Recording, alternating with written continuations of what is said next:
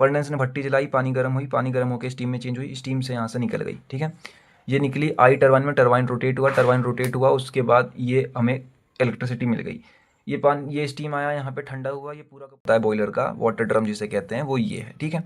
तो इसमें देखो वाटर लेवल इंडिकेटर होता है कि कितना वाटर इसमें भरा हुआ है और कितना स्टीम है, ठीक है। प्रेशर गेज कितना होता है, फ्लू गैसेस, कार्बन डाइऑक्साइड और बहुत सारी gases, CO2 SO2।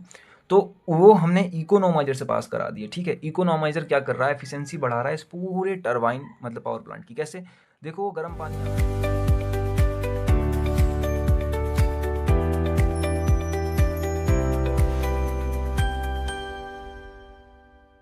Welcome back दोस्तों, आप सभी का एक बार फिर से स्वागत है आपके अपने चैनल एमए स्पेस के अंदर।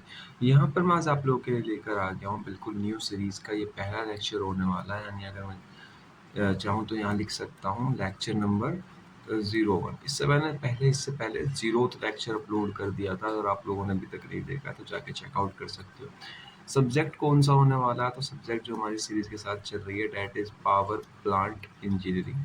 और इस सब्जेक्ट का आज हम लोग जो है यूनिट नंबर 1 कंप्लीट ख़त्म करने वाले हैं। यानी इस यूनिट के बाद, यानी इस लेक्चर के बाद आपको कहीं और जाके कुछ और देखने की ज़रूरत नहीं है। यहाँ पे सब कुछ ही कंप्लीट करा दूंगा मैं आप लोगों का।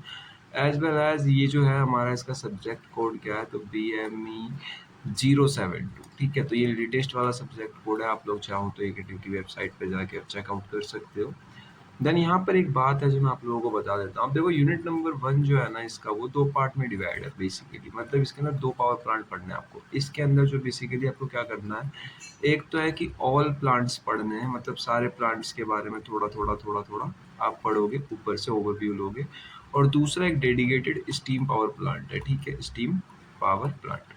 तो ये दोनों के दोनों ही हम पढ़ेंगे। ऐसा करेंगे कि पहले पार्ट 1 पूरा कंप्लीट कर देंगे, ठीक है, उसके बाद पार्ट 2 भी जो है हम कंप्लीट कर देंगे। तो इस पूरे वीडियो के अंदर इस तरीके से हम डिजाइनिंग रखने वाले हैं, अपनी कॉन्सेप्ट कुछ तरीके से होगा। देन कंटिन्यू करते हैं। शुरू करने से पहले थोड़ा सा आप ये सिलेबस देख लो। सिलेबस क्या है इसका, यूनिट नंबर 1 का PPE है हमारा ये subject.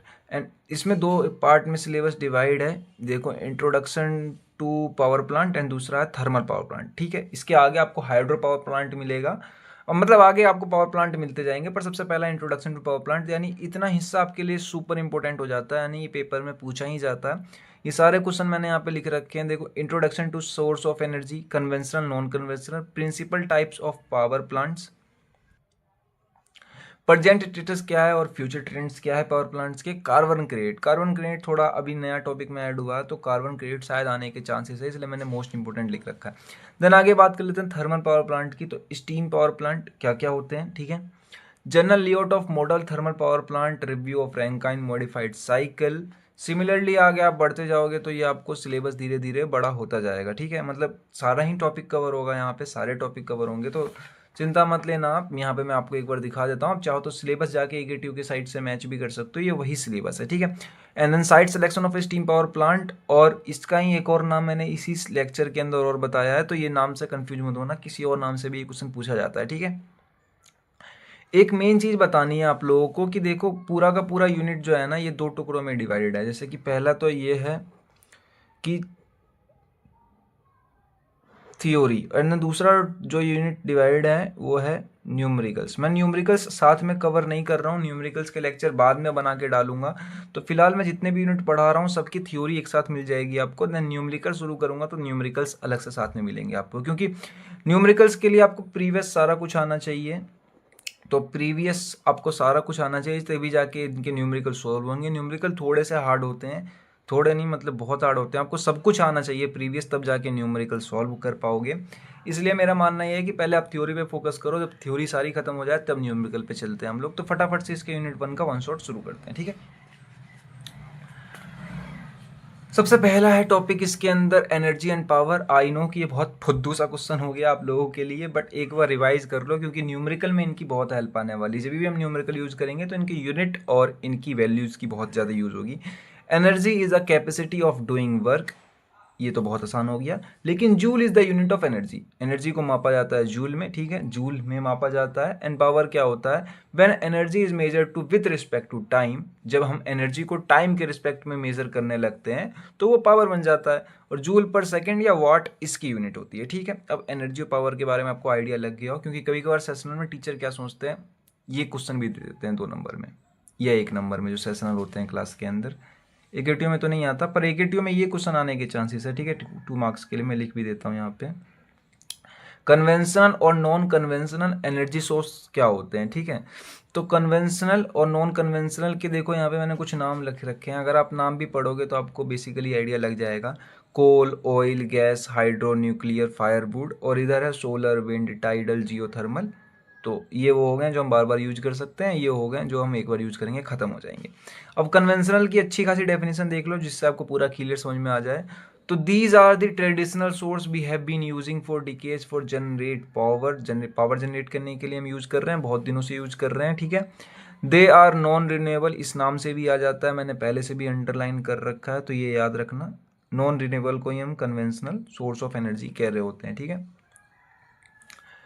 And will be deplete over time, DLPLE, मतलब एक टाइम बाद ये खत्म हो जाएगा, ठीक है।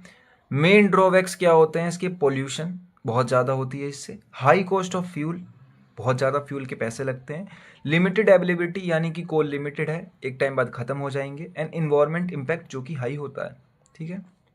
ये बात यहाँ पे मेंशन कर लो, इन्वायरमेंटल इम्पैक्ट जो कि हाई होता है, HIGH, कहाँ ध्यान है, ठीक। तो ये हो गए हमारे कन्वेंशनल एनर्जी सोर्स। अगर आपको एग्जांपल देखने हैं तो ये लिखे एग्जांपल इसके, ठीक है। अब बात करते हैं हम नॉन कन्वेंशनल एनर्जी सोर्स की, ठीक है।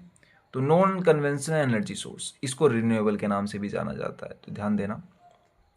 These are the modern sustainable, sustainable का अंदर बार बार यूज होने वाला, मॉडर्न मतलब बिल्कुल नए। Source that can be used again and again, they caused very little pollution, बहुत कम पोल्यूशन होता है इनसे। Are future for clean energy, और ये फ्यूचर के लिए क्लीन एनर्जी मानी जाती है। मेन बेनिफिट्स क्या होते हैं, ये रिन्यूएबल बार बार यूज कर सकते हैं, इको फ्रेंडली होती है, लो रनिंग कॉस्ट आफ्टर सेटअप, पहले तो आप इसको सेटअप कर लो एंड देन इसकी जब रनिंग कॉस्ट आती है तो बहुत कम आती है, बट सेटअप कॉस्ट हाई होती है, ठीक है। अब बात करते हैं इंट्रोडक्शन टू पावर प्लांट। ये जो क्वेश्चन है, what do you understand by power plant, या टाइप्स ऑफ पावर प्लांट की टाइप, पावर प्लांट होता क्या है, ये आपको सच में जानना जरूरी है, क्योंकि पूरा सब्जेक्ट ही पावर प्लांट है आपका।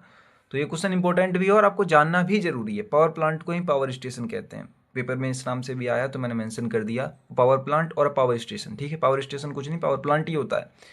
Is a system where energy is converted into electrical power on a large scale for human use, एक ऐसी जगह जहाँ पे इलेक्ट्रिकल एनर्जी बनाई जा रही होती है बहुत ज़्यादा मात्रा में इंसानों के यूज के लिए, उसको ही हम पूरा का पूरा पावर स्टेशन या पावर प्लांट कहते हैं, ठीक है। बहुत सिंपल डेफिनेशन है। The main purpose of a power plant is generate electricity continuously, मतलब निरंतर या फिर लगातार, and efficiently to meet industrial, commercial and domestic demand, तो सारी डिमांड फुलफिल करती है। अब देखो ये मेन लाइन है, ये क्वेश्चन गेट में भी आया था एक बार, और बहुत ज़्यादा इंपॉर्टेंट क्वेश्चन है कि जो इंडिया में थर्मल पावर प्लांट 70% है, ठीक है।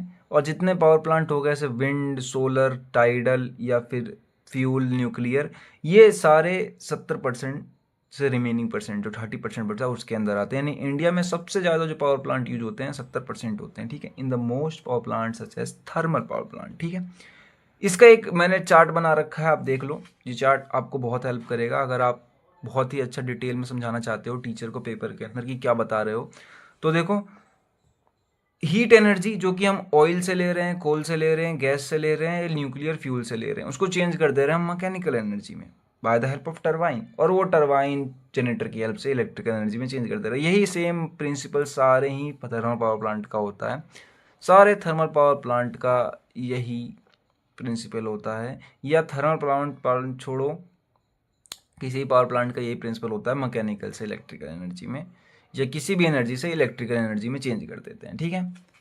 इतना हो, आई होप कि समझ में आ गया होगा आप लोगों को। देन अब ये देखो, ये एक डायग्राम है, बहुत अच्छा डायग्राम है, आप पेपर में ऐसा बनाओगे तो नंबर भी मिल जाएंगे। डायग्राम क्या, a typical power plant consist of एक कोई भी मतलब एट रैंडम पावर प्लांट है, उसके पास क्या क्या हो सकते हैं। प्राइमर मूवर टरबाइन होगा, जनरेटर होगा, बॉयलर और रिएक्टर हो सकता है। देखो न्यूक्लियर पावर प्लांट में रिएक्टर होता है और स्टीम पावर प्लांट में बॉयलर होता है, ठीक है। कंडेंसर एंड कूलिंग सिस्टम ये दोनों पावर प्लांटों में होता है। And fuel handling and ash disposal, ash disposal यानी कि जो हम कोल जला रहे हैं, बर्न हो रहा है तो उसकी राख निकल रही है, तो इसके लिए ना नियर बाय यहाँ पे कोई ना कोई सीमेंट पावर प्लांट जरूर होता है, मतलब सीमेंट की फैक्ट्री कह लो जो सीमेंट बनाती है, क्योंकि एस यूज होती है सीमेंट में। तो हम जहाँ पर फ्यूल की ज़्यादा ही वो क्या कहते हैं, जहाँ पर ज़्यादा एस बनती है वहाँ पर सीमेंट की फैक्ट्रियाँ ज़रूर होती हैं, ठीक है। क्लासिफिकेशन ऑफ पावर प्लांट, कौन कितने टाइप के होते हैं, इंपॉर्टेंट है एक ट्यू के व्यू से 2 मार्क्स के लिए कि क्लासिफिकेशन ऑफ पावर प्लांट क्या क्या हो सकते हैं, ठीक है। तो क्लासिफिकेशन ऑफ पावर प्लांट 2 तरीके के होते हैं, कन्वेंशनल, नॉन कन्वेंशनल। जैसे एनर्जी आपने क्लासीफाई किया था वैसे ही सेम आप इनको भी क्लासीफाई कर सकते हैं, thermal power plant, nuclear power plant और हाइड्रो पावर प्लांट भी कन्वेंशनल पावर प्लांट के अंदर ही आता है, यानी ये भी खत्म होता है यूज़ करने पर, ठीक है। ये याद रखना, पेपर में कन्फ्यूज़ करने के लिए अगर पूछ लेते हैं। थर्मल पावर प्लांट पूरा का पूरा कोल फ्यूल पे बेस्ड होता है। सोलर पावर प्लांट इसके अंदर टाइडल, विंड भी लिख सकते हो यहाँ पे 2 मार्क्स के लिए। ऐसे डायग्राम कुछ भी बना लो, डायग्राम सा बनाना, अच्छा बनाना, थोड़ा सा क्लैरिफाई कर देना, नंबर मिल जाएंगे। अब देखो ये टॉपिक है principal types of power plants कि पावर प्लांट्स के प्रिंसिपल क्या होते हैं। तो power plant are facility that convert various form of energy into electrical energy, वही बात है जो मैंने पहले बताई थी, based on energy source and conversion process. Energy source कहाँ से हम यूज कर रहे हैं और कन्वर्ट उसको कैसे कर रहे हैं। Power plant are mainly classified into following types. देखो मैंने यहाँ पे जितने भी पावर प्लांट है सबको थोड़ा थोड़ा बता रखा है, सबके मेन कंपोनेंट इंपॉर्टेंट है, खाली वही याद रखना, बाद बाकी वर्किंग सबकी सेम मिलेगी। स्टीम पावर प्लांट में केमिकल एनर्जी से थर्मल एनर्जी, और स्टीम पावर प्लांट मैंने इसको इसलिए कहा क्योंकि ये थर्मल पावर प्लांट का जो नाम है ना, पेपर में मैंने बहुत बार देखा है स्टीम पावर प्लांट के नाम से ही पूछा जाता है कंफ्यूज करने के लिए बच्चों को। तो स्टीम पावर प्लांट ही होती है थर्मल पावर प्लांट, और इसी का एक और नाम होता है कन्वेंशनल पावर प्लांट, ठीक है। तीनों नाम याद रहेंगे। कन्वेंशनल पावर प्लांट वो पावर प्लांट जो खत्म हो जाते हैं, जिनके फ्यूल यूज करने के बाद खत्म हो जाते हैं, ठीक है। तो पावर प्रिंसिपल केमिकल से थर्मल, थर्मल से मैकेनिकल, मैकेनिकल से इलेक्ट्रिकल। मेन कंपोनेंट बॉयलर होती है, स्टीम टरबाइन होती है, कंडेंसर होती है, कूलिंग टावर होती है, जनरेटर होती है। इसके अगर आप याद नहीं भी करोगे तो इस लेक्चर में आपको वैसे भी सारे ही पढ़ने हैं, लेकिन आगे वाले थोड़े देख लेना क्योंकि आगे वाले लेक्चर में ही पढ़ेंगे हम, ठीक है। दूसरा है hydro power plant. Hydro power plant क्या है, pressure energy plus kinetic energy of water change कर देते हैं मैकेनिकल एनर्जी में, मैकेनिकल एनर्जी इलेक्ट्रिकल एनर्जी में। मेन कंपोनेंट क्या होता है, डैम, रिजर्वायर, यूनिट नंबर 2 के अंदर यही है, पेनस्टॉक, टरबाइन, जनरेटर, इनके ऊपर न्यूमेरिकल्स भी हैं यूनिट नंबर 2 के अंदर, पर न्यूमेरिकल हम बाद में पढ़ेंगे। न्यूक्लियर पावर प्लांट, देखो न्यूक्लियर फिजन करा के हम हीट एनर्जी ले रहे होते हैं, उसको मैकेनिकल में चेंज करते हैं, उसको इलेक्ट्रिकल में चेंज कर लेते हैं। मेन कंपोनेंट क्या होता है, देखो इसके पास बॉयलर नहीं होगा, रिएक्टर है तो बॉयलर नहीं होगा, और बॉयलर है तो रिएक्टर नहीं होगा। Reactor core, steam generator, turbine, condenser, cooling system. और अब तक आपको वीडियो अच्छी लग रही है तो लाइक कर देना, एक बहुत मेहनत लगती है, 1 शॉट बनाने में तो काफ़ी ज़्यादा ही मेहनत लगती है। कुछ भी डाउट हो कमेंट बेझिझक कर लेना, कभी भी कर लेना, रिप्लाई ज़रूर मिल जाएगा। और अभी चैनल नया खोला है, चैनल को सपोर्ट की ज़रूरत है, सब्सक्राइब नहीं किया तो कर देना, कर लो यार, कर लो भाई, बहुत ज़रूरी है सब्सक्राइब तो मेरे लिए, क्योंकि मेरा सब्सक्राइबर है ही नहीं, बस बिना सब्सक्राइबर के ही पढ़ा रहा हूँ। इतना अच्छा कंटेंट देने के बाद भी यूट्यूब पे फ्री में कोई सब्सक्राइबर है ही नहीं। देन आगे चलते हैं। आगे देखो ये 2 छोटे छोटे टर्म है, छोटे छोटे टर्म क्या है देखो,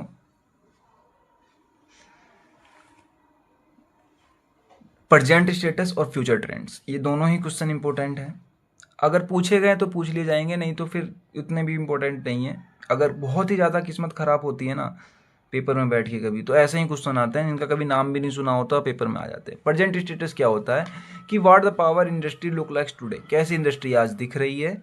और देखो सारी कंट्रियाँ जो है ना still rely on the coal and gas for electricity, या तो कोल यूज कर रही है, नहीं तो गैस यूज कर रही है इलेक्ट्रिसिटी जनरेट करने के लिए या इलेक्ट्रिसिटी प्राप्त करने के लिए।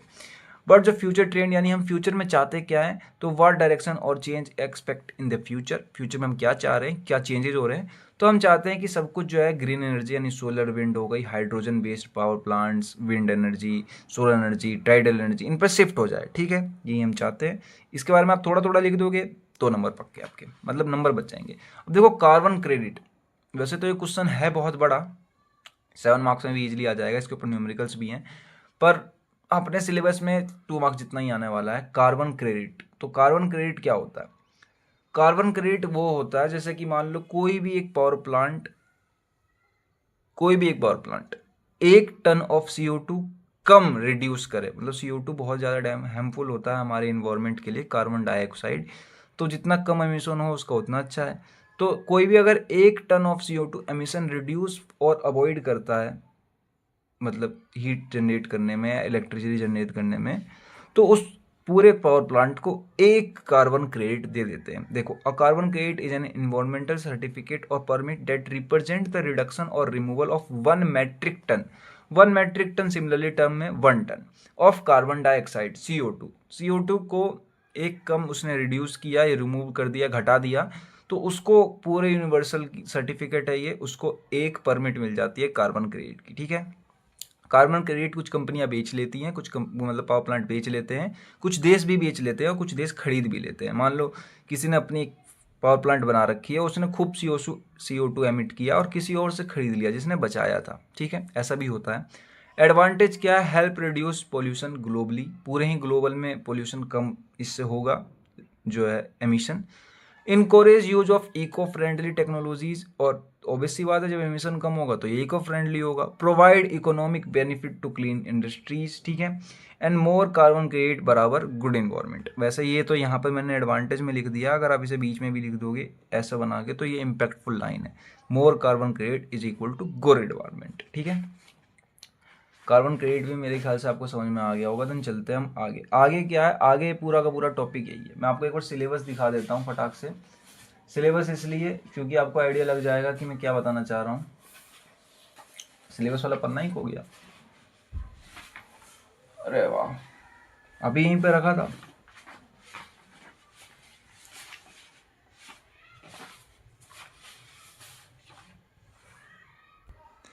हाँ, मिल गया। तो इंट्रोडक्शन टू पावर प्लांट में जितने भी टॉपिक देख रहे हो ना आप, यहाँ से लेके यहाँ तक, ये सारे खत्म हो गए अपने। अब शुरू हो रहा है हमारा मेन, इस टॉपिक, इस यूनिट का मेन चीज़, थर्मल पावर प्लांट। ठीक है, इसी को कहते हैं स्टीम पावर प्लांट। ये शुरू हो रहा है हमारा अब। थर्मल पावर प्लांट, इसी को कहते हैं स्टीम पावर प्लांट। तो इसका प्रिंसिपल क्या होता है कि हम कोल एनर्जी को चेंज करते हैं इलेक्ट्रिकल एनर्जी में, यानी केमिकल एनर्जी को। A thermal power plant convert a chemical energy to fossil fuel like coal, oil, natural gas into electrical energy through out the process of combustion, steam generation and turbine operation. ये 3 नाम चीज main है, combustion, steam generation और turbine operation. ठीक है, basic requirement of thermal power plant, तो क्या क्या रिक्वायरमेंट होती है। और इसी का एक और नाम भी है, मैंने बताया था ना आपको कि एक क्वेश्चन 2 नाम से आता है।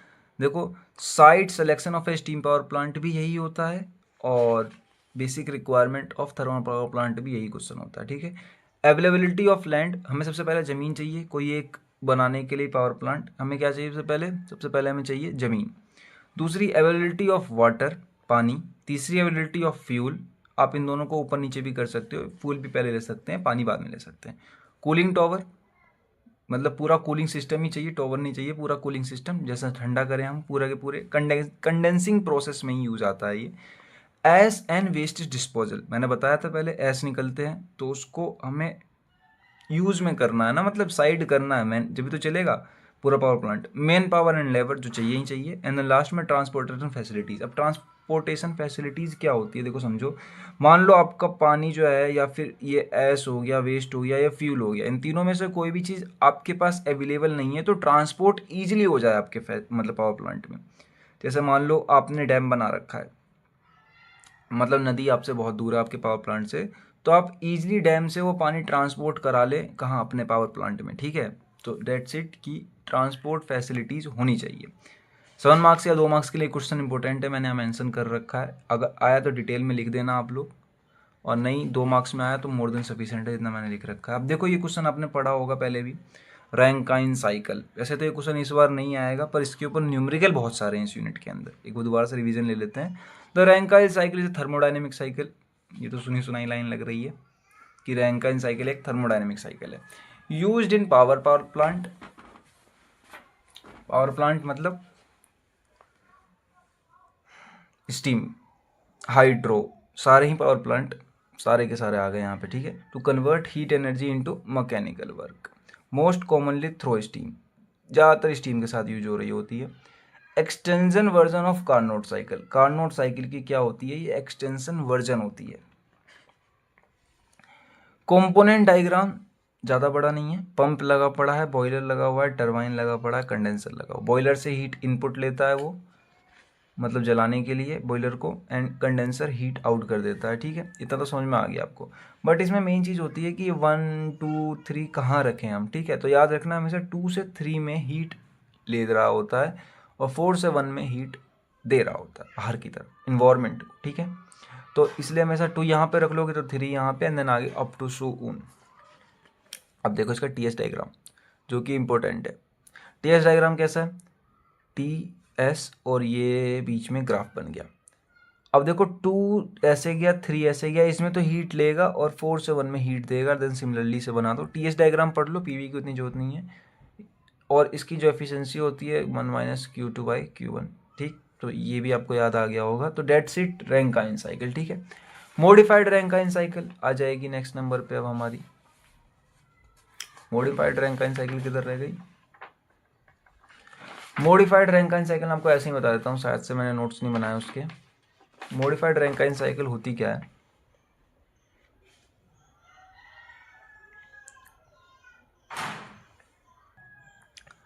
मॉडिफाइड रैंकाइन साइकिल में टरबाइन से हीट निकलती है। देखो लो प्रेशर टरबाइन और हाई प्रेशर टरबाइन दोनों होती है। तो हाई प्रेशर से हीट निकलती है और उसको बॉयलर में भेज दिया जाता है। हाई प्रेशर से हीट निकलेगी, उसको बॉयलर में भेज दिया जाएगा, ठीक है। तो डेट्स इट, वो मॉडिफाइड हो जाती है ताकि पानी थोड़ा गर्म चल जाए उसके अंदर, मतलब पहले से थोड़ा सा मॉडिफाई हो जाता है। सेम ही प्रिंसिपल रहता है सारा का सारा, बस थोड़ा डायग्राम चेंज है। आप कमेंट कर देना, मैं पोस्ट कर दूंगा उसको, पर कमेंट कर देना याद से। अब देखो ये डायग्राम आ गया हमारे पास, रैंकाइन साइकिल का ही डायग्राम है ये, ठीक है। ये बॉयलर डिटेल में बना रखा है मैंने, वैसे तो मैंने आगे ही बना रखा है एक बार, उस समय समझ लेना। अभी रफली ओवरव्यू ले लो। कोल आया यहाँ पे, फर्नेस में जला, एंड देन एस निकल गया, ठीक है। फर्नेस ने भट्टी जलाई, पानी गर्म हुई, पानी गर्म होकर स्टीम में चेंज हुई, स्टीम से यहाँ से निकल गई, ठीक है। ये निकली आई टरबाइन में, टरबाइन रोटेट हुआ, उसके बाद ये हमें इलेक्ट्रिसिटी मिल गई। ये स्टीम आया यहाँ पे, ठंडा हुआ, ये पूरा का पूरा कूलिंग मैकेनिज्म, जहाँ पर हमने एक कूलिंग टॉवर लगा रखा है, यहाँ से पानी ऊपर से गिरा रहे हैं, नीचे ठंडा हो रहा है। ठंडा हुआ पानी ये आया, पंप की हेल्प से भेज दिया गया कहाँ पे, दोबारा बॉयलर के अंदर। तो ये पूरा का पूरा रैंकाइन का एक ब्लॉक डायग्राम है, पर थोड़ा डिटेल में है। पर इससे ज़्यादा क्वेश्चन जो है इंपॉर्टेंट वो ये है, बहुत इंपॉर्टेंट क्वेश्चन है ये।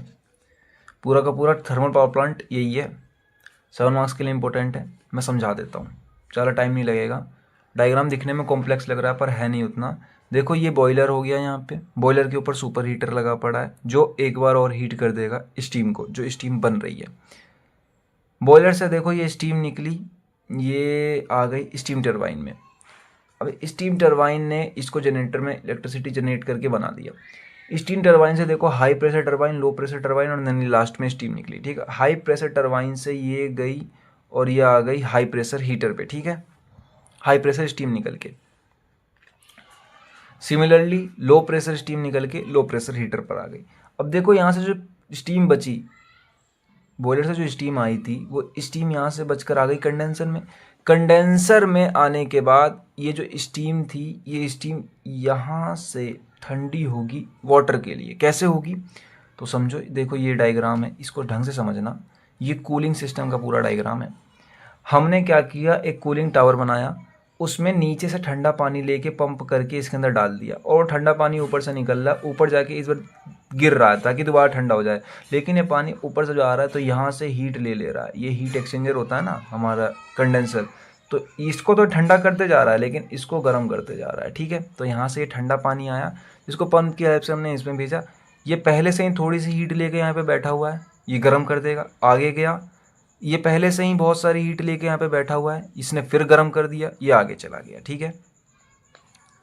पंप ने भेज दिया इकोनोमाइजर में। अब इकोनोमाइजर होता क्या है, जैसे मान लो हमने ये एस लेकर आए थे, कहाँ से, जलने के बाद एस ये जा रहा बाहर, कोल आया, कोल आया, कोल को हैंडल करके हमने बॉयलर के अंदर भेजा था। तो बॉयलर जब भट्टी में कोल को जलाती है तो वहाँ से निकलती है फ्लू गैसेस, कार्बन डाइऑक्साइड और बहुत सारी गैसेस, CO2, SO2। तो वो हमने इकोनोमाइजर से पास करा दिए, ठीक है। इकोनोमाइजर क्या कर रहा है, एफिशिएंसी बढ़ा रहा है इस पूरे टरबाइन मतलब पावर प्लांट की। कैसे, देखो वो गर्म पानी आ रहा है और गर्म पानी इकोनोमाइजर से होता हुआ जा रहा है बॉयलर के अंदर दोबारा गर्म होने के लिए, और ये इकोनोमाइजर अंदर से पाइपलाइन बिछी पड़ी है इस गर्म भट्टी से आते हुए फ्लू गैसेस की, यानी उस पानी को और ज़्यादा गर्म कर देगी कौन, इकोनोमाइजर, जिसके कारण बॉयलर में पानी पहले से ही बहुत ज़्यादा गर्म पहुंचेगा तो और जल्दी हीट हो जाएगा, ठीक है। सिमिलरली वो फ्लू गैस पास होते हुए जाती है एयर प्रीहीटर के पास। अब ये क्या है, एयर प्रीहीटर। एयर प्रीहीटर देखो कुछ भी नहीं है, एयर प्रीहीटर के अंदर जब ये हीट, देखो एयर बर्न करने के लिए हमें एयर तो देना पड़ेगा, भट्टी में जब कोयला डाल रहे हैं हम तो उसको बर्न करने के लिए हमें एयर यानी ऑक्सीजन देना पड़ेगा। तो हम पहले से ही इस फ्लू गैसेस को पास करा देते हैं एयर प्रीहीटर से, उसके बाद भेजते हैं चिमनी में कि एयर आए और ये एयर यहाँ पे गर्म हो जाए और गर्म हुई पड़ी हॉट एयर सीधा जाए बॉयलर के अंदर। इससे होगा कि गर्म एयर आएगी, गर्म पानी आएगी, जल्दी से ये स्टीम बन जाएगी, एकदम जल्दी से वर्क करने लगेगी और सिमिलरली प्रोसेस दोबारा से रिपीट हो जाएगा। तो इससे होगा कि इसकी एफिशिएंसी बढ़ जाएगी, और यही पूरा का पूरा लियोट डायग्राम होता है स्टीम पावर प्लांट का या फिर थर्मल पावर प्लांट का। तो इसको ध्यान से समझ लेना आप लोग। तो स्टीम पावर प्लांट इसलिए क्योंकि इसके अंदर हम स्टीम बना रहे हैं, आपने देखा भी होगा स्टीम बन रही है। तो डेट्स इट, 7 मार्क्स के लिए इंपॉर्टेंट क्वेश्चन है। अब तो समझ में भी आ गया, मैं एक बार दिखा देता हूँ पूरा। और PDF नोट्स वैसे भी आपको इसके नीचे मिल जाएंगे, मतलब लेक्चर के नीचे PDF डिस्क्रिप्शन में मैंने PDF की लिंक्स दे रखी हैं, तो आप वहाँ से विजिट कर सकते हैं। देन अब चलते हैं हम आगे, स्टीम पावर प्लांट की एडवांटेज और डिसएडवांटेज दोनों देख लेते हैं। थर्मल पावर प्लांट भी कहते हैं इसको। तो can generate large scale continuous power, बहुत ज़्यादा इलेक्ट्रिसिटी बना सकते हैं इससे continuous. Technology is well developed and reliable, ठीक है। Load can be adjust over a wide range, हम चेंज भी कर सकते हैं इसको और बढ़ा घटा भी सकते हैं बाय द हेल्प ऑफ, क्या किसकी हेल्प से हम इसकी लोड को बढ़ा घटा सकते हैं, गवर्निंग की हेल्प से, ठीक है। Disadvantage, high pollution, CO2, SO2, NO2 particle matter बहुत ज़्यादा निकलते हैं, बहुत ही ज़्यादा निकलते हैं। Required use amount of water for cooling, बहुत ज़्यादा वाटर वेस्ट होती है इसके अंदर। एंड लो ओवरऑल एफिशिएंसी, खाली 20 से 40% पर ये पूरी की पूरी टरबाइन वर्क कर रही होती है। 100% इनपुट दे रहे हो तो भी आपको 20 से 40% ही आउटपुट मिल रहा है, यानी 60% का तो यहाँ पे सिर्फ रिडक्शन जा रहा है। Depend heavy on fossil fuels which are non renewable, मतलब फॉसल फ्यूल से कोल हो गए और नेचुरल गैस, तो उनको नहीं दोबारा हम बना सकते अपने लाइफ टाइम में, इसलिए ये पूरा का पूरा डिपेंड फॉसल फ्यूल के ऊपर होता है, जो कि गलत बात है, ठीक है।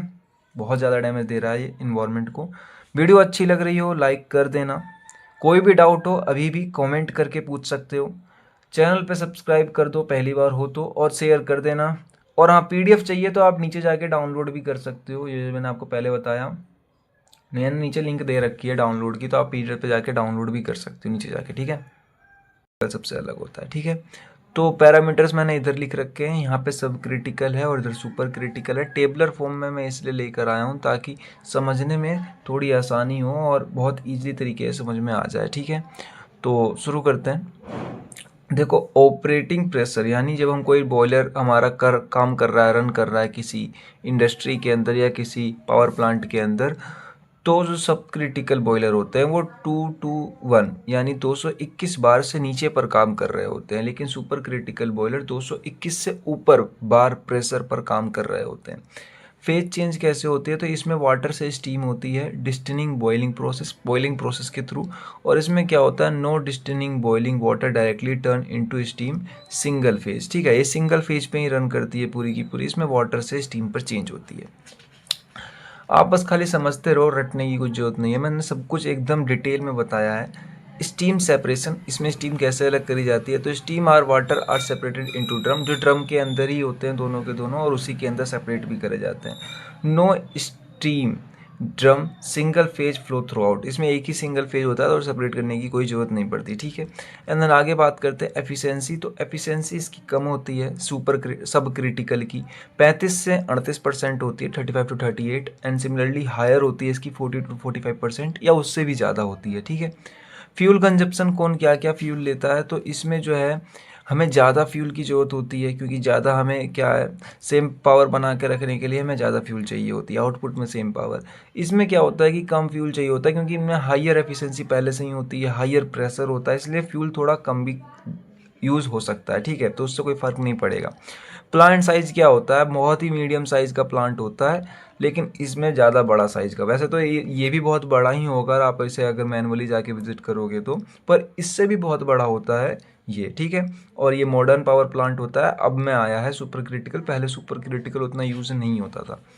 एंड देन बात करें मटेरियल रिक्वायर्ड की, तो normal material can handle conditions, मतलब अंदर ज़्यादा प्रेशर नहीं होता, ज़्यादा टेम्परेचर नहीं होता, मतलब ऐसे तो बहुत ज़्यादा होता है, but in compare to super critical इनमें उतना प्रेशर नहीं होता, तो नॉर्मल मटेरियल भी हैंडल कर लेते हैं। इनके लिए स्पेशल मटेरियल चाहिए, जैसे अलॉय के बनवा के, या फिर मार्केट से जो हाई मटेरियल आते हैं उनसे बनता है हमारा। और इसके अंदर ग्रैंड लीकेज और एक टर्म और है फ्लैंज हीटिंग, दोनों का जो रिक्वायरमेंट है दोनों ही बॉयलर्स में करे जाते हैं। इन्वायरमेंटल इम्पैक्ट क्या होता है, जैसे CO2 सबसे ज़्यादा निकलती है, एमिशन पर यूनिट पावर पर CO2 निकल रही है, इसमें कम CO2 निकलती है, क्योंकि थोड़ा ज़्यादा अच्छा होता है, ये थोड़ा कम अच्छा होता है। कॉस्ट कैपेसिटी बात करें तो ये इजीली बन सकता है, चीपर होता है, सिंपल डिज़ाइन होता है, और ये थोड़ा सा महंगा होता है as compare to this one, या फिर यूँ कह सकते हैं कि बहुत ज़्यादा कॉम्प्लेक्स होता है, इसलिए इसकी जो महंगाई है वो बढ़ गई है। तो आई होप कि आपको इतना समझ में आया होगा, पेपर में क्वेश्चन आता है तो जरूर से कर देना। देन दूसरा क्वेश्चन है हमारा फ्यूलाइज्ड बेड बॉयलर्स, ठीक है, FBB के नाम से भी ये क्वेश्चन आ रखा है। वैसे तो ये क्वेश्चन मेरे को पता नहीं है कि 2 मार्क्स में ही आना चाहिए, होप सो 7 मार्क्स में शायद आएगा तो कंबाइन होकर आएगा, पर आप मान के चलो कि 2 मार्क्स के लिए इंपॉर्टेंट क्वेश्चन है, और जो इससे पीछे वाला क्वेश्चन है वो 7 मार्क्स के लिए इंपॉर्टेंट था, अगर आता है तो।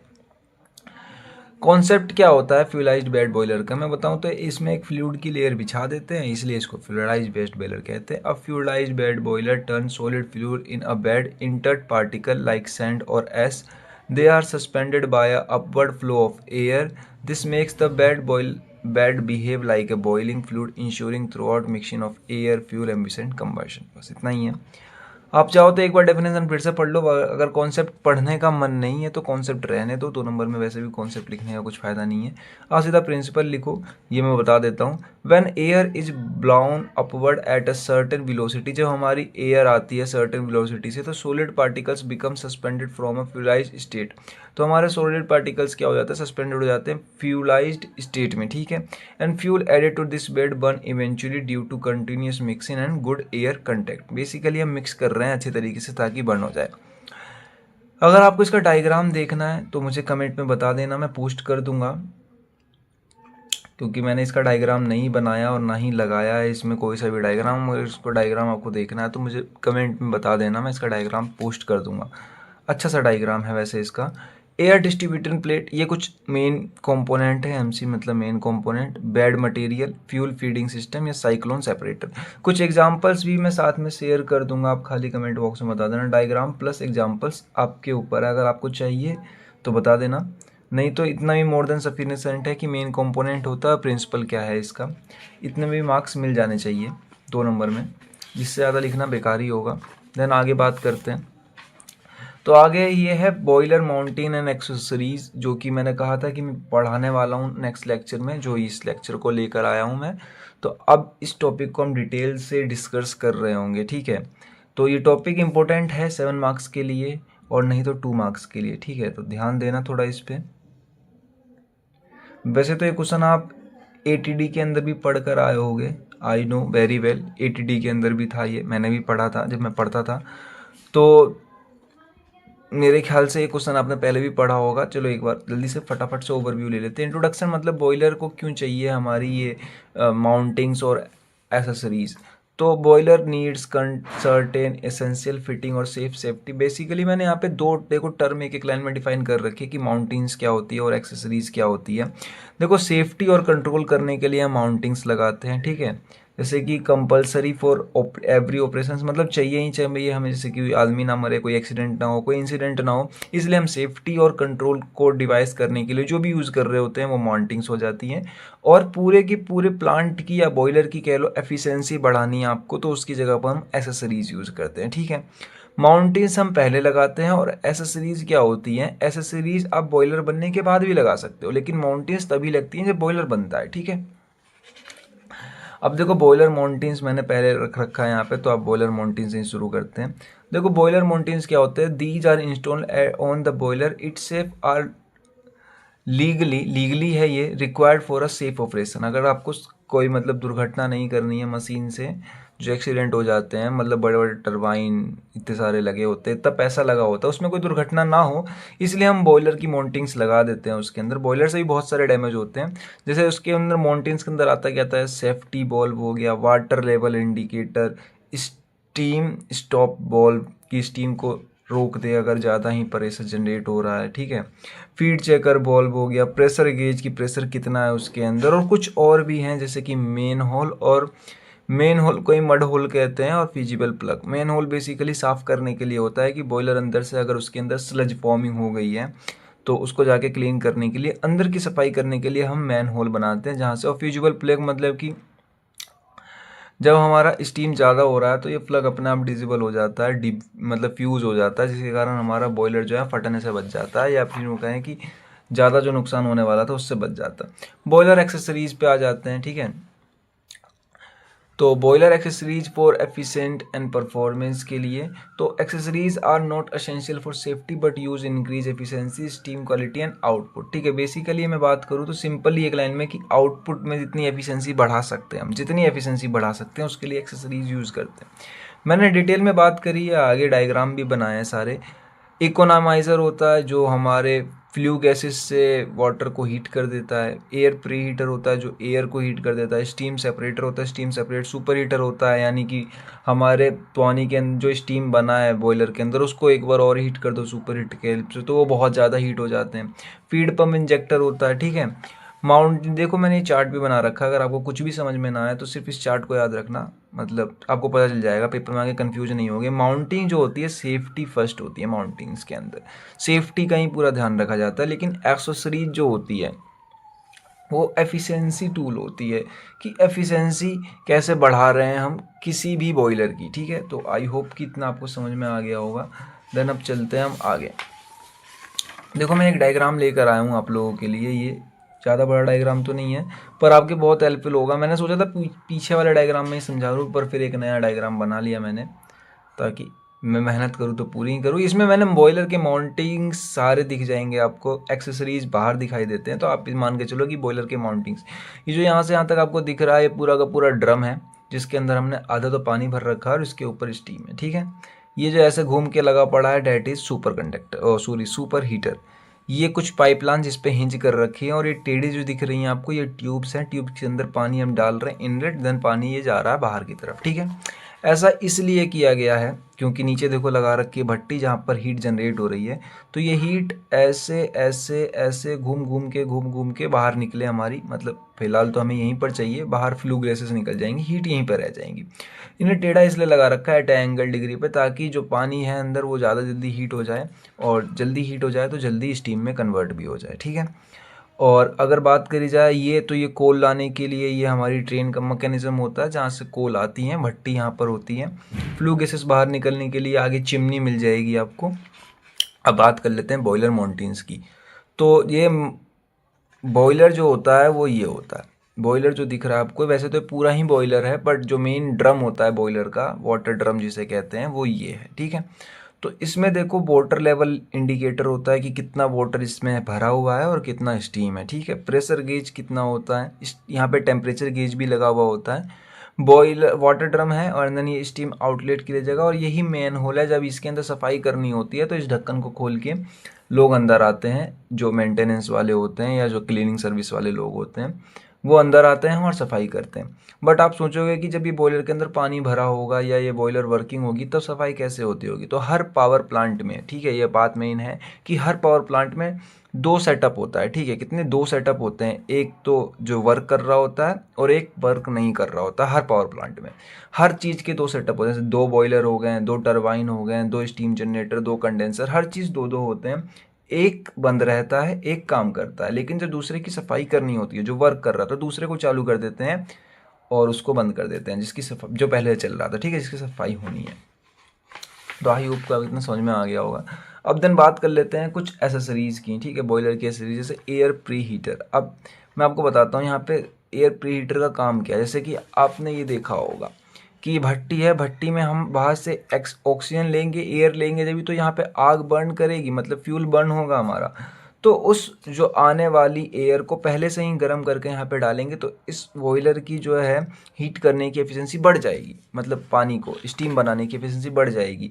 तो उसके लिए हम एयर प्री हीटर का यूज़ करते हैं। देखो बाहर से सिंपल गैस आती है, फ्रेश एयर इनपुट, और ये जो फ्लू गैसेस हमारी निकल रही है, यानी आफ्टर कंबक्शन, यानी जो पूरा फ्यूल जल गया, हमारा सारा कोल जल गया, तो वहाँ से जो फ्लू गैसेस निकल रही है उसको मोटे मोटे पाइप से थ्रो आउट करके ये हमने भेज दिया बाहर, ठीक है।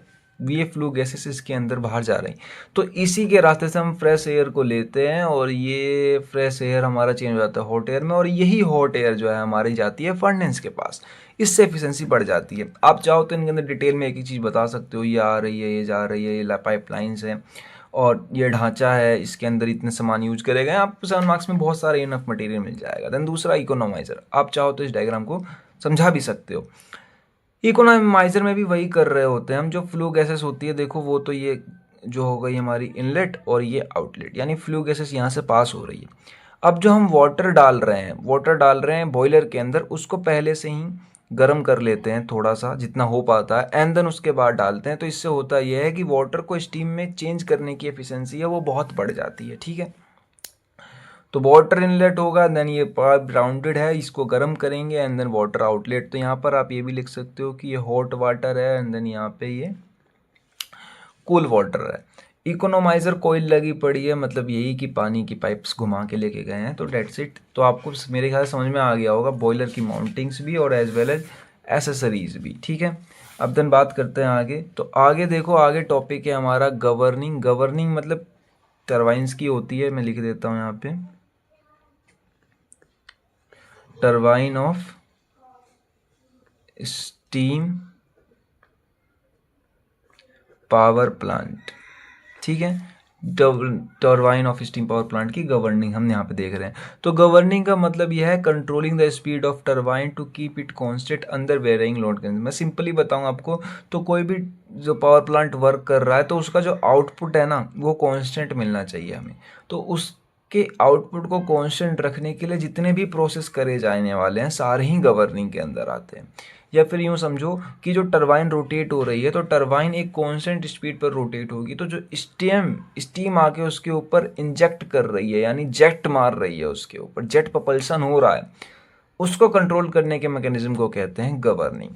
टरबाइन देखो, when the load on the turbine change the steam supplies adjustable automatically to maintain desired speed, मतलब डिजायरेबल स्पीड जो हमें चाहिए, यानी कांस्टेंट स्पीड के लिए हम जितने भी चेंजेस कर रहे हैं तो वही होती है हमारी गवर्निंग। अब देखो दो केस में होती है ये, मैंने दोनों ही केस को अलग अलग करके लिखा है। पहला केस जब इलेक्ट्रिक लोड इंक्रीज करना हो, ठीक है।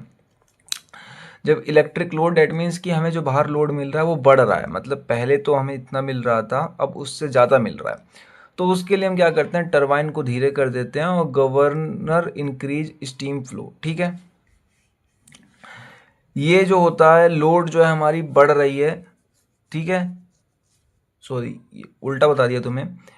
जब इलेक्ट्रिक लोड हमें बढ़ानी हो, ठीक है, बढ़ानी हो, तो टरबाइन अपने आप धीरे हो जाता है। इसके कारण क्या करते हैं हम, गवर्नर इंक्रीज स्टीम फ्लो, तो गवर्नर से क्या करते हैं, स्टीम फ्लो बढ़ा देते हैं, जिसके कारण टरबाइन तेज चलने लगती है और इलेक्ट्रिक फ्लो हमें हाई मिलने लगती है, ठीक है। लेकिन जब लोड घटाना हो हमें, मतलब हमें इतना नहीं चाहिए, ठीक है, जितने भी किलोवाट में मिल रही थी, मेगावाट में मिल रही थी, हमें इतनी नहीं चाहिए अब। तो हम क्या करते हैं, देखो टरबाइन की स्पीड पहले से ही तेज़ थी, तो हमने गवर्नर से क्या कर दिया, स्टीम फ्लो को ही रिड्यूस कर दिया, जिसके कारण स्पीड भी कम हो गई और लोड भी कम हो गया, ठीक है। मतलब ज़्यादा करनी है तो हम गवर्नर से स्पीड फ्लो को क्या करते हैं, ज़्यादा कर देते हैं, और कम करनी है तो गवर्नर से स्पीड फ्लो को कम कर देते हैं। ठीक है, कुछ governing speed turbine steam turbine की कुछ इंपॉर्टेंट गवर्निंग होती है, जैसे throttle governing, nozzle control governing, bypass governing, combination governing. आप चाहो तो इन सब में से कोई सा भी एक 7 मार्क्स में समझा सकते हो, क्योंकि पेपर में गवर्निंग आया तो गवर्निंग के बारे में समझा के एक टाइप समझा देना। मैंने यहाँ पे थ्रोटल गवर्निंग समझाई है। और अगर आपको इन गवर्निंग के बारे में भी जानना है तो मुझे डू कमेंट ज़रूर करो यार, कमेंट करके बता दो। मैं वीडियो बनाने में देखो मुझे कोई दिक्कत नहीं है, पर कोई सपोर्ट नहीं कर रहा है तो फिर फील नहीं आ रहा वो वाला। मैं चाहता हूँ सब कुछ पढ़ाना, पर कब तक अकेले लगा रहा हूँ। तो दैट्स इट।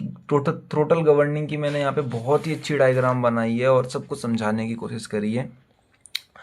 ये पहले भी आपने पढ़ा होगा एज आई नो, ईटीडी के अंदर। अगर आपने, वैसे फ्लूइड मैकेनिक्स के अंदर भी था, ये फ्लूइड मैकेनिक्स के अंदर भी था, और 2-3 सब्जेक्टों के अंदर और थी ये वाली गवर्निंग। तो दिखाता हूँ मैं आपको। देखो ये जो है, ये आपको दिख रहे हैं ना, ये है हमारे फ्लाई बॉल्स, मतलब कि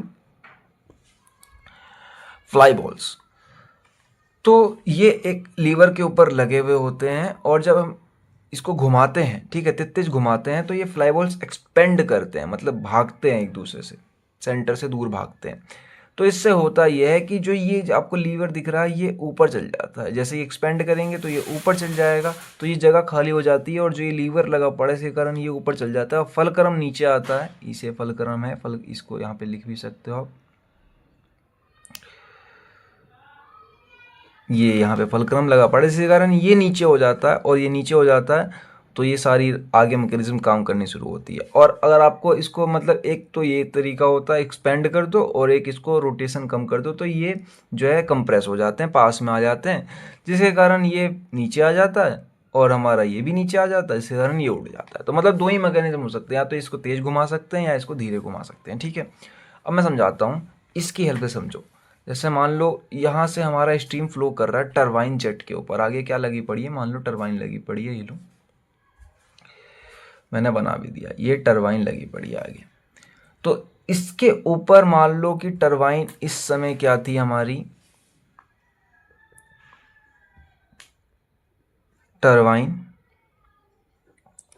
पे जो लोड था, टरबाइन लोड, वो हमें हाई नीडेड, टरबाइन लोड हमें हाई चाहिए। ठीक है, तो उसके लिए हमें जितनी भी स्टीम होगी वो सारी की सारी टरबाइन पे भेज देनी है। यानी जो ये हमारा स्पर लगा पड़ा है, ये इसके रास्ते में नहीं आए, ये बिल्कुल पीछे हो जाए। तो उसके लिए हम क्या करेंगे, ऑब्वियस सी बात है, कुछ नहीं करेंगे। सबसे पहला यहाँ की स्पीड रिड्यूस कर देंगे इस फ्लाई बॉल की, जिसके कारण जो है ये लीवर नीचे आएगा, ये ऊपर जाएगा।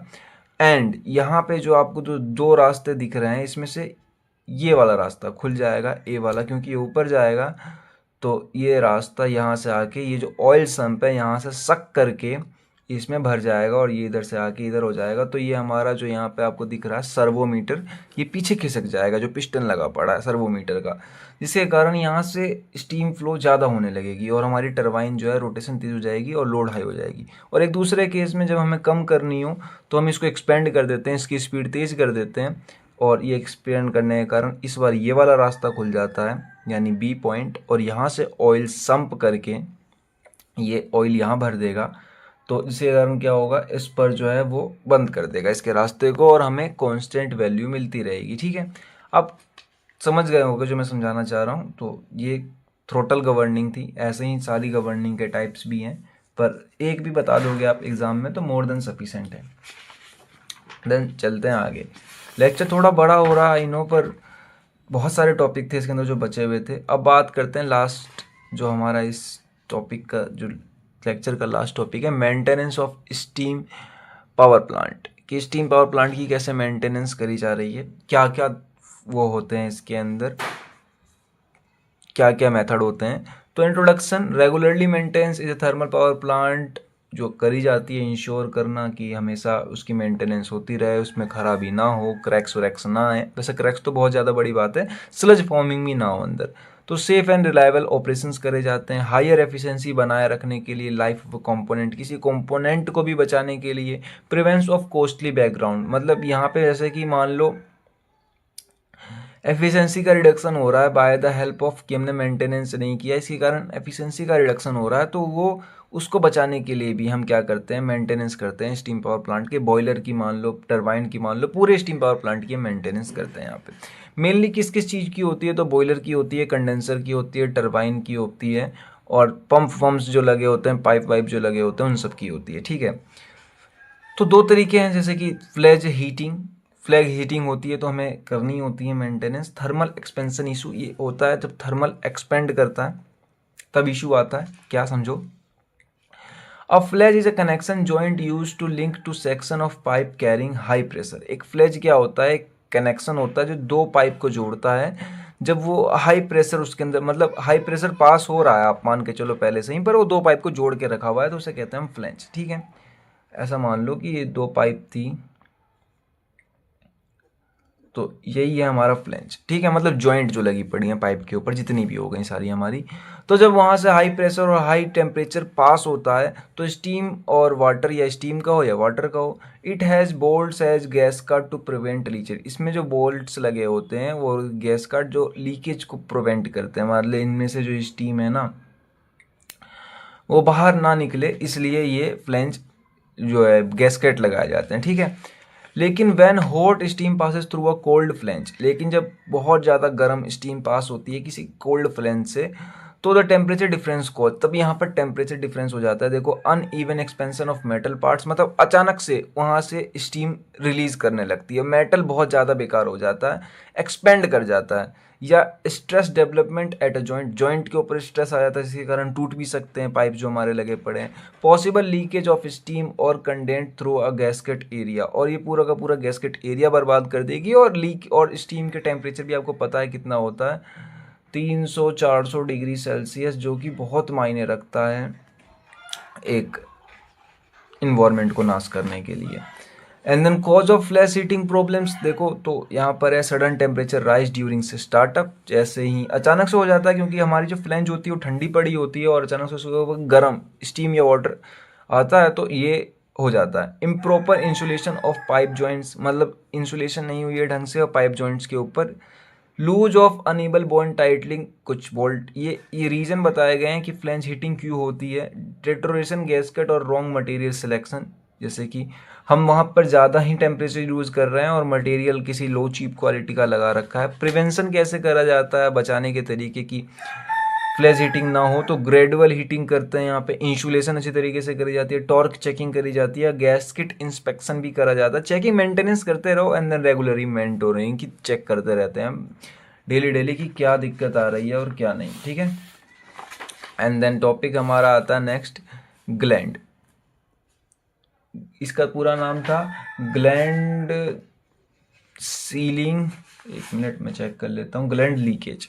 ठीक है, इसका पूरा नाम था ग्लैंड लीकेज, से भी क्वेश्चन आता है, मैं ऊपर लिख देता हूँ, इस नाम से भी ये क्वेश्चन आता है, तो कंफ्यूज मत होना। आई होप कि लीकेज की स्पेलिंग सही गई है।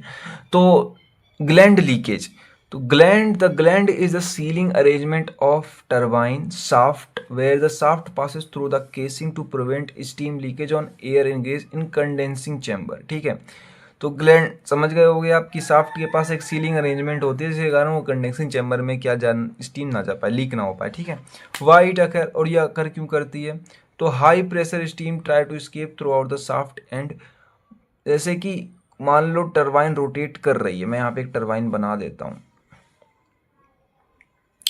तो टरबाइन तो रोटेट कर रही है, लेकिन इसके शाफ्ट के जो किनारे हैं ना, जो वहाँ पे पंखड़ी लगाई गई है, वहाँ पर इस ग्लैंड को लगाया जाता है, बट यहाँ से कभी कभार स्टीम लीक कर जाती है। ठीक है, पीछे की तरफ, पीछे क्या होता है, कंडेंसिंग टरबाइन चैम्बर होते हैं, या पीछे कुछ पाइपलाइंस भी हो सकती है, तो वो लीक ना हो इसलिए यहाँ पर हम ऐसा करते हैं। हाई प्रेशर स्टीम के कारण वो भागने की कोशिश करती हैं और कितने बार यहाँ से भाग भी आती है, तो ये ग्लैंड अच्छा होना चाहिए। If gland ceiling system fails और क्लीनिंग इंक्रेंस लीक्स हैपन, मतलब जो ग्लैंड जो हमने सीलिंग लगा रखी है, यहाँ पे ग्लैंड लगा रखा है, अगर वो किसी कारण से खराब हो जाता है या फिर यूँ कहो लीक करने लगता है, तो उसके कारण जो है हमारी ग्लैंड लीकेज हैपन हो जाती है। ग्लैंड सीलिंग सिस्टम वर्किंग कैसे ये वर्क करता है, sealing system supply to control pressure to from a barrier barrier बनाता है किसके बीच में, जो प्रेशर आता है स्टीम का और जो बीच में हमारी शाफ्ट होती है। At a high pressure in scaling system prevents steam of main steam. वैसे मैं पढ़ दे रहा हूँ एक बार। हाई प्रेशर पर ही ये जो है लीकेज आती है, लो प्रेशर पे तो सब कुछ सही होता है, ठीक है। And then leaked steam is collect the through out the steam condenser reversed at concentrate, ठीक है। अब बात कर लेते हैं इसकी मेंटेनेंस कि ग्लैंड लीकेज सिस्टम की मेंटेनेंस कैसी करी जाती है। तो इंस्पेक्ट एंड रिप्लेस, उसको हटा के नया लगा दिया जाता है। इंश्योर प्रॉपर ड्रेन, ये चेक सीलिंग सिस्टम, प्रेशर भी चेक करी जाती है कि इतने प्रेशर तक ये वर्क कर रहा है। Alliance turbine shaft, motoring continuously daily उसको नापते रहो। अब देखो इश्यू क्या क्या होते हैं, ये दो चीज़ थी हमारी जो ये दो नंबर में आ सकती है। तो मैंने यहाँ पे छोटा सा एक ब्लॉक डायग्राम सा भी दिया जिससे आपको ये देख के भी समझ में आ जाए कि इसके अंदर हम क्या है दोनों के अंदर। फ्लैंज हीटिंग क्या होती है, uneven expansion due to rapid temperature rise, एक ऐसा एक्सपेंशन जो टेम्परेचर डिफरेंस के कारण हो जा रहा है, ठीक है। तो इसको ठीक करने के कुछ मेथड हैं जो पढ़ लेना। बोल्ट को ढंग से चेक कर लो, इंसुलेशन कर दो उसके ऊपर, ग्रेजुअल हीटिंग कर दो, 3 मेथड। ग्लैंड लीकेज क्या है कि हमारा जो स्टीम है वो लीक हो रहा है सीलिंग की जगह पर से, या वॉन रिंग कह सकते हो, जो शाफ्ट के पास से लीक हो रहा है। इसमें क्या था कि भाई पाइप में लीक हो रहा था, इसमें शाफ्ट के पास से लीक हो रहा है। मेंटेनेंस, सीलिंग कर दो, स्टीम प्रेशर चेक कर लो उसकी, या रिप्लेस रिंग को रिप्लेस कर दो। इंश्योर प्रॉपर ड्रेनेज है जो उसकी चेक करते रहो। तो यही था हमारे यूनिट नंबर 1 के अंदर। अगर कोई टॉपिक रह गया है तो मुझे कमेंट करके ज़रूर बता दो, मैं उस टॉपिक को कवर कर दूंगा। और वीडियो अच्छी लगी हो तो एक लाइक कर देना, बहुत मेहनत लगती है और आई नीड सपोर्ट दोस्तों। एंड चैनल पे पहली बार थे या किसी ने सजेस्ट किया है तो सब्सक्राइब कर लेना। और अब तक अपने दोस्तों को शेयर नहीं किया या कॉलेज के ग्रुप में ये वीडियो नहीं डाली है और कंटेंट कहीं नहीं मिल रहा है तो डाल दो, और मिल रहा है तो कोई बात नहीं वहाँ से पढ़ लो, और नहीं मिल रहा है तो अपने दोस्तों को ज़रूर से शेयर कर देना ये कंटेंट, क्योंकि बहुत रेयर है ये कंटेंट जो यूट्यूब पे फ्री में मिल जाए। एंड मैं मिलता हूँ आपको नेक्स्ट लेक्चर में, तब तक के लिए take care and bye bye.